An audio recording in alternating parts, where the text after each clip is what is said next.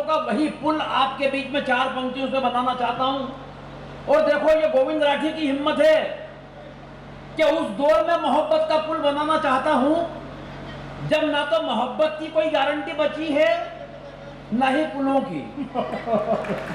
अच्छा अच्छा, बहुत अच्छा। तालियां कम है थोड़ी सी आपकी। ये मकानों में लटके हुए लोगों, अरे लटके नहीं, यहीं पैदा हुए थे। कुछ पकड़ के बैठना बेटा, क्योंकि एक बात ध्यान रखना, आदमी ऊंचाई से गिरे या चरित्र से मरता नीचे वाला ही है।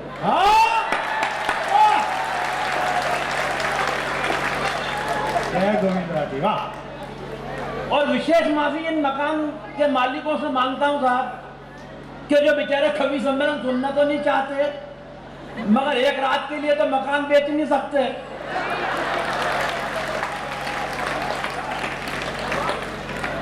लेकिन अब जब ये मजमा लगी गया है तो आप भी वहां से ताली बजा लेना, शायद हो जाएगा कवि सम्मेलन। इतनी बरसात में इतने लोग मोहब्बत के साथ बैठे हुए हैं। मैं यार, ये सिर्फ कविता के प्रति डॉक्टर कुमार विश्वास जी ने जो यहाँ पे लालित्य जगाया है, यह उसी का प्रभाव है कि फुर्सत निकालकर इतने लोग कविता के लिए आए हैं। वरना पिछले दिनों मुंबई एक कवि सम्मेलन में था। कवि सम्मेलन के अगले दिन जब जुहू बीच पर घूमने गया तो मैंने देखा कि एक महिला एकांत में बैठकर दहाड़े मार के रो रही। मैं उसके पास गया, सहानुभूति पूर्वक तरीके से उसके कंधे पे हाथ रखा। मैंने कहा, बहन जी क्या बात है, क्यों रो रही हैं? तो वो उछलकर खड़ी हो गई, आंसू पोंछ लिए। बोले कुछ नहीं भाई साहब, पिछले महीने पति ने मारा। मैंने कहा पिछले महीने मारा और आप आज रो रही हैं? बोले फुर्सत ही नहीं मिली।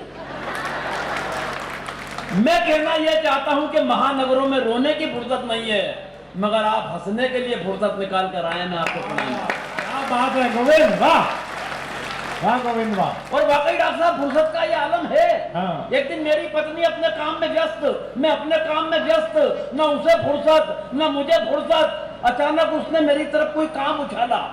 मैंने कहा देख, आज काम मत बता देना, आज मुझे मरने की भी फुर्सत नहीं है। मेरे अंदाज में पलट के बोली, आज मर भी मत जाना, मुझे रोने की फुर्सत नहीं है। बहुत अच्छे, वाह गोविंद, अगली बार उसे ही भेजना। दादा भेजूं क्या? मेरे को तो पत्नी शब्द जैसे ही सुनता हूं किसी के मुंह से, पूरे शरीर में कपकपी आती है, ऊपर से नीचे तक कांप जाता हूं साहब। और कांप क्यों जाता हूं? मुझे 27 बरस पहले का वो दृश्य याद आता है जब पंडित जी ने 7 फेरों के वक्त मुझसे कहा कि बेटा ये सिंदूर की डिब्बी लो, इसमें से एक चुटकी सिंदूर निकालो और इसकी मांग भरो। आज जब वो दृश्य कल्पना में आता है तो ऐसा लगता है कि वो मांग नहीं थी, वो दरअसल नक्सलियों की एक सुरंग थी।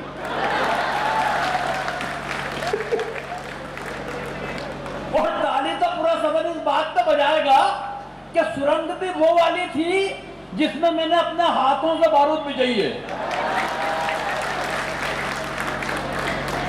आज उसकी मांग के धमाके रोजाना कोई न कोई नई मांग बन के मेरे कानों में गूंजते हैं साहब, और मैं उन्हें पूरी करने में इतने बाल खो चुका हूं कि अब इसमें मांग नहीं निकलती।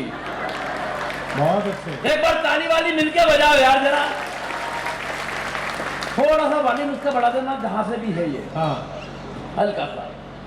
और वैसे भी पत्नियों पर कविता वो लिखता है भाभी जी जो कुंठित होता है, जिसकी अपनी पत्नी से अंडरस्टैंडिंग ठीक नहीं होती। अंडरस्टैंडिंग के मामले में मैं और मेरी पत्नी लाजवाब, क्या कमाल अंडरस्टैंडिंग है हम दोनों की। 27 साल की शादी की जिंदगी में उसने कभी मुझसे गंवार, मूर्ख, बेवकूफ, नालायक, पाजी, गधा, इसमें कि किसी शब्द का इस्तेमाल नहीं किया। कारण अंडरस्टैंडिंग, वो इतनी कमाल की अंडरस्टैंडिंग है कि बस नजर भर देखती है और मैं समझ जाता हूं वो इनमें से क्या कह रही है। एक दिन मेरे सर आ गई, बोले देखो टीवी। मैंने कहा क्या हो गया? बोले पिक्चर आ रही है शराबी अमिताभ बच्चन की। पूरी पिक्चर में पट्टे ने एक बूंद शराब की नहीं पी, लेकिन जो एक्टिंग की है वो कितनी कमाल की है। मैंने कहा मूर्ख औरत, उससे बड़ा एक्टर मैं। बोली कैसे? मैंने कहा 27 बरस से रोजाना पीने के बाद जो नहीं पीने की एक्टिंग मैं करता हूं, बहुत अच्छे। वो तेरे को क्यों समझ में नहीं आती? सच बता रहा हूं। जुड़ने की बातें हैं, जुड़ जाएंगे। डॉक्टर साहब ने बताया कि व्यंग का कवि हूं मैं। अब अपनी पारी व्यंग की संक्षिप्त रूप से खेलना चाहता हूं। बोला डॉक्टर साहब ने एक व्यंग के लिए कहा है, बस वही व्यंग पढ़ने की कोशिश करता हूं। देखो व्यंग होता क्या है। स्वागत है। एक दो उदाहरण व्यंग के बता दूं बस कि व्यंग होता क्या है, वरना मैं आपको व्यंग सुना दूं और फिर आप कहें कि व्यंग सुनाओ। ये भी व्यंग था, आप चाहते तो इस पर ताली बजा सकते थे। बहुत बारीक बात बता रहा हूं, व्यंग होता क्या है। हाँ। अभी मुझसे बुद्धि भाई कह रहे थे, यार राठी भाई पत्नी इज्जत नहीं करती, क्या कारण है? मैंने कहा बुद्धि भाई ये तो नहीं मालूम कि क्या कारण है, मगर ये बात आपने मुझसे पूछकर जो मुझे इज्जत दी है, मेरी 7 पीढ़ी आपकी शुक्रगुजार रहेगी। बोले क्या आपकी भी नहीं करती? अब व्यंग पहुंच जाए तो बताना। बोले क्या आपकी भी नहीं करती? मैंने कहा बुद्धि भैया एक बात ध्यान रखना कि अगर हिंदुस्तान में रुपए का मूल्य गिरता है तो उसकी गिरावट हर प्रांत में अलग अलग नहीं होती। बहुत अच्छा, बहुत बढ़िया, वाह वाह वाह, अच्छा है, अच्छा है। अरे बोले सच बताओ क्यों नहीं करती? मैंने कहा एक बात ध्यान रखना बुद्धि भैया कि जब कोई लड़की मायके से विदा होकर ससुराल आती है, अपने पिताजी को छोड़ के आती है तो बदले में ससुर साहब मिलते हैं। माँ को छोड़ के आती है, बदले में सासू माँ मिलती है। भाई को छोड़ के आती है, बदले में देवर मिलता है। बहन को छोड़ के आती है, बदले में ननद मिलती है। मगर ऐसा क्या छोड़ा कि आप और मैं पल्ले पड़े? बोले ऐसा तो कुछ भी नहीं छोड़ा। मैंने कहा फिर एक बात समझ लो कि जो चीज फोकट में मिली है उसकी इज्जत कौन करेगा यार? बात है, बहुत अच्छे गोविंद। सही बता। एक दिन कमाली हुआ डॉक्टर, बहुत खुश होती हुई मेरे पास, बहुत खुश। बोला आज मैं बहुत खुश हूं। तो मैंने कि मेरे को दुखी क्यों कर रही है? अरे बोले नहीं आप, मैं बहुत खुश हूं, आज आप जो कहो वो आपके लिए बना दूं। मैंने कहा बस तूने कह दिया, मैंने खा लिया। बोले नहीं आपको बताना पड़ेगा, आप बताओ। मैंने कहा चल एक काम कर, तू जो सबसे अच्छा बनाती है वो बना ले। अगली बात अगर पहुंच गई तो एक हाथ खामोश नहीं रहेगा साहब। मैंने कहा जो तू सबसे अच्छा बनाती है वो बना ले। तो वो मुंह बना के बैठ गई।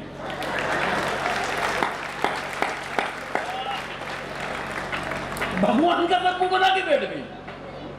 ज्यादा ही एक दिन में गले गले हो गया तो मैंने अपने ससुर साहब के दोनों पांव पकड़ लिए। मैंने कहा क्या आइटम समाया है? सारी जिंदगी दुश्वार करके रख दी, परेशान करके रख दिया। भाई साहब मेरी सारी व्यथा उन्होंने सुनी, फिर मुझे एक कोने में ले गए और एक कोने में ले जाने के बाद उन्होंने जो एक पंक्ति बोली, मैं अपना सारा दुख दर्द तकलीफ कष्ट वेदना यातना सब भूल गया और मुझे उनसे सिंपैथी हो गई। वो मुझे कोने में ले जाके बोले बेटा मेरी सोच, मेरे पास तो इसकी भी माँ है। तो हमें तो ये संताप भी झेलना पड़ रहा है। अब व्यंग सुन लो और एक बार ताली बजा के बता दो जरा जोरदार तरीके वाली। पहला कवि हूं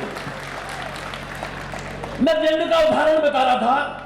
अगर ये व्यंग का उदाहरण आपके बस यहां रखना दिमाग तक, आपकी तालियां बजे न बजे, लेकिन बात अगर यहां पहुंच जाए तो पहुंचाने की कोशिश करना कि यहां से यहां तक की भी यात्रा हो सके।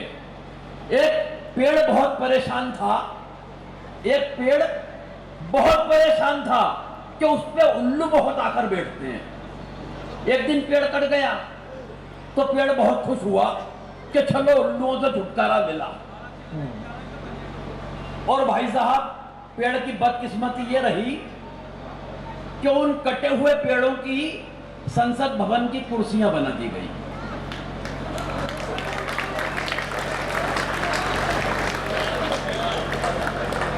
तालियां कम है हालांकि आपकी,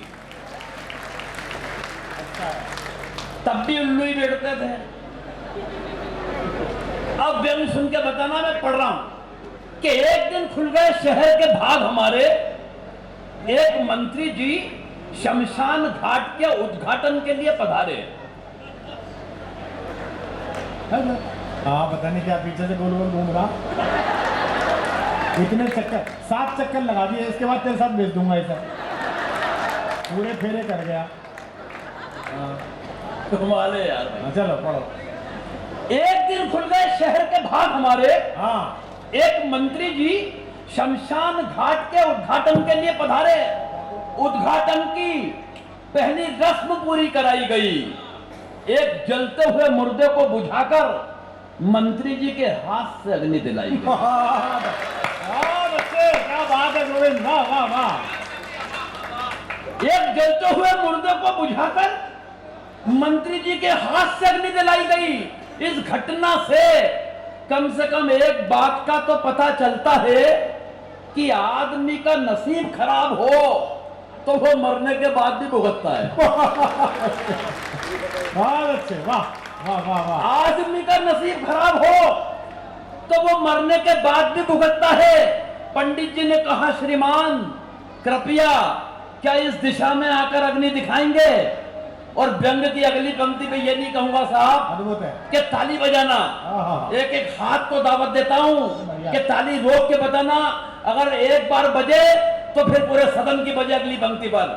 पंडित जी ने कहा, श्रीमान कृपया क्या इस दिशा में आकर अग्नि दिखाएंगे? मंत्री जी भन्ना कर बोले, आप कहां और कैसे लगानी है मुझे क्या आप समझाएंगे? क्या बात है गोविंद, वाह वाह वाह वाह वाह वाह वाह वाह वाह वाह। हाँ, कहां और कैसे लगानी है मुझे क्या आप समझाएंगे? अरे हम इस हिंदुस्तान की राजनीति को बरसों से झेल रहे हैं। रोजाना विरोधियों के साथ तरह तरह की आग से खेल रहे हैं। और पंडित जी आप तो बुजुर्ग हैं, आपको तो कम से कम ये बात समझ में आनी चाहिए कि आग दिशा देख के नहीं, आप तो हवा का रुख देख के लगानी चाहिए। गोविंद क्या बात, आग तो हवा का रुख देखकर लगानी चाहिए। अरे इन मुर्दों से निपटने की हमारी समझ को आप बेवजह नजरअंदाज कर रहे हैं। अरे पंडित जी, वो हम ही तो हैं जो 77 बरस से इन मुर्दों पे राज कर रहे हैं। क्या व्यंग है, क्या व्यंग है गोविंद, क्या व्यंग है, वाह। क्या बात करें डॉक्टर साहब, इन नेताओं की हालत खराब कर रखी है। हमारे मध्य प्रदेश में तो जो पिछले चुनाव हुए उसमें कई नेताओं के हंडे उतर गए। जो लगे हुए थे गाड़ियों में वो हंडे उतर गए, लेकिन आदत पड़ी हुई हंडे वाली। एक इंदौर शहर में पान की दुकान पे नेताजी की गाड़ी आकर रुकी। उनमें से नेताजी उतरे, अगल बगल से 5-7 चमचे उतरे। नेताजी को देखकर मुझे लगा कि किसी पार्टी के कोई मंत्री हैं। जब ये समझ में नहीं आया कि कौन से मंत्री हैं, तो मैंने गाड़ी के आगे नेम प्लेट लगी थी उस पर झांका, तो उस पर लिखा हुआ था हाहुप्रा जजटू। हाहुप्रा जजटू। मुझे ये तो समझ में नहीं आया कि कौन से मंत्री हैं, लेकिन एक बात समझ में आ गई कि किसी जनजाति के या अनुसूचित जनजाति के हैं। तो मैंने उनका ड्राइवर के गले में धीरे से हाथ डाला। मैंने कहा, भाई साहब ये कौन से मंत्री हैं? बोले कोई मंत्री नहीं है। मैंने कहा, ये फिर हाहुप्रा? बोले ये हारा हुआ प्रत्याशी है। हाहुप्रा? बोले हारा हुआ प्रत्याशी है। मैंने कहा, फिर ये जज क्या है? बोले इसकी जमानत भी जब्त हो गई थी। हाहुप्रा जज। हम तो वो संताप भी झेल के बैठे हुए हैं। एक व्यंग और छोटा सा बिल्कुल नया नकोल पहली बार। अरे समझो, पढ़ो पढ़ो पढ़ो। उधर साहब बैठिए, आप ज्यादा लोड मत लो।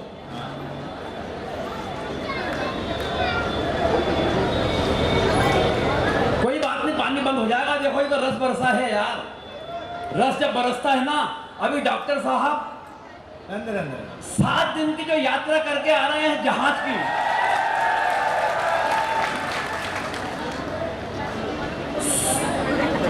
एक जमाना था जब हिरण आते थे सिंगापुर से सीधे बढ़ा। ये बड़ी बात है। देखो ये मोहब्बत है आपकी। क्या ब्याली बाबू साहब, होकर के बैठा। 7 दिन की सिंगापुर की यात्रा हिंदुस्तान से और 4000 लोगों के साथ जहाज में राम कथा करके डॉक्टर साहब लौटे हैं। उनके इस सौभाग्य के लिए भी पूरे सदन की तालियां बजे यार। ये अद्भुत एक हिंदुस्तान में ये कवायद शुरू हुई है जिसकी डॉक्टर साहब ने नींव रखी है। जंग सुनिए डॉक्टर साहब, जंग सुनना। हाँ सुना। अभी आपने एक सुना होगा, पिछले दिनों जर्मन के वैज्ञानिकों ने एक कार बनाई है, कार जो स्पीड के साथ रंग बदलेगी। जैसे जैसे वो चलेगी उसका रंग बदलेगा कार का। हालांकि मैं तो विदेश के वैज्ञानिकों से एक बात कहता हूं, अभी न्यूटन जो एक बड़े वैज्ञानिक हुए, उन्होंने एक नियम बना के बताया कि अगर कागज पे वजन रख दो तो कागज हिलता नहीं है। गौर से सुनना, कागज पे वजन रख दो तो कागज हिलता नहीं है। अरे हिंदुस्तान आ भाई, यहाँ पे कागज पे वजन रखने के बाद कागज थोड़ा बहुत हिलता है। हाँ बढ़िया बात है, वाह वाह वाह। बारिश पे ध्यान मत दो, कविता पे ध्यान दो, कविता सुनो। हाँ बस छोटा सा, 12 पंक्ति का। बाकियों की भी आउटी करनी है। कि अभी अभी आपने भी सुना होगा एक नया समाचार कि जर्मन के वैज्ञानिकों ने इजाद कर दी एक रंग बदलने वाली कार। हाँ अरे मूर्खों, हमने तो ऐसी उपलब्धियों का कभी बखान नहीं किया, तुम रंग बदलने वाली कार बना के इतरा रहे हो। हमने रंग बदलने वाली सरकारें बना दी और कोई गुमान नहीं किया। बहुत अच्छे। हमने रंग बदलने वाली सरकारें बना दी और कोई गुमान नहीं किया। रंग भी ऐसा बदला कि आसमान के इंद्रधनुषी रंगों को सुप्त कर दिया और रंग बदलने में माहिर गिरगिट प्रजाति को ही वातावरण से मुक्त कर दिया। और व्यंग पहुंचा है दोस्तों, तो 2 पंक्ति दे रहा हूं।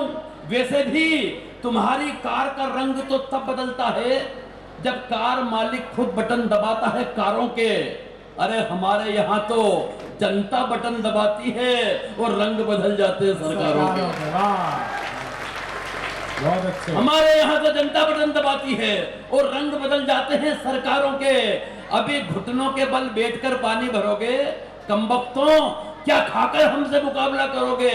हमारे यहाँ एक दारू की बोतल के बदले में बोट का रंग बदल जाता है, 2-4 साल से ज्यादा नहीं टिकता, नोट का रंग बदल जाता है। वाह वाह वाह वाह। जेब में व्यवस्थाएं हसीन हो तो व्यवस्थाएं बदल जाती है और नए बाबाओं के लांच होते ही आस्थाएं बदल जाती है। बहुत अच्छे, वाह। एक बार ताली बजाकर विदा करें गोविंद राठी को। बहुत अच्छे। व्यंग अधूरा है, आधा छोड़ रहा हूं बारिश की वजह से। हाँ, कोई दिक्कत नहीं।